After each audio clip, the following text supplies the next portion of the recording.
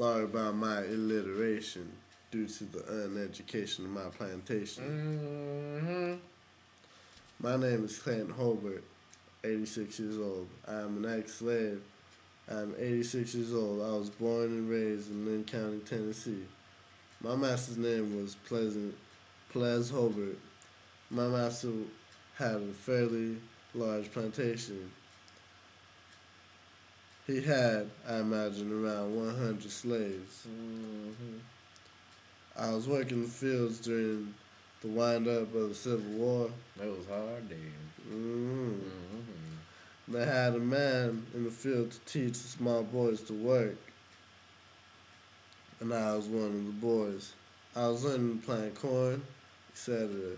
My father, brother, and uncle went to war on the Union side. Almighty. We raised corn, barley, and cotton, and produced all of our living on the plantation. There was no such thing as going to town to buy things. No, sir. All of our clothing was homespun, our socks were knitted, and everything we had, our looms, and made our own suits. We also had reels, and we carved and spun and knitted. We always wore yarn socks for the winter. Cold days. Cold days. Which we made. It didn't get cold in the winter in Tennessee, just a little frost was all. We fixed all our cotton and wool ourselves. For our meat, we used to kill 15, 20, or 50, and sometimes hundreds hogs. We usually had hickory. It was considered the best for smoking meat. Our meat we had then was the finest possible. It had a lot more flavor than which you get now.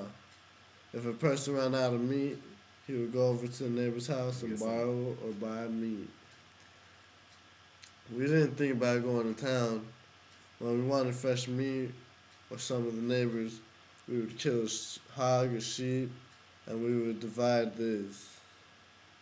And then we butchered, we would give them part of ours. Almighty. Hallelujah.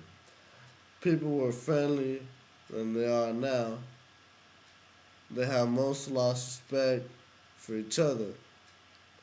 Now you would give your neighbors something they would never think of paying back. You could borrow wheat or whatever you wanted, and they could pay it back whenever you thrashed. We also made our own sorghum, dried our own fruits. We usually dried all of our things. We never heard such thing as canning. No, sir. Life on the plantation was very difficult growing up.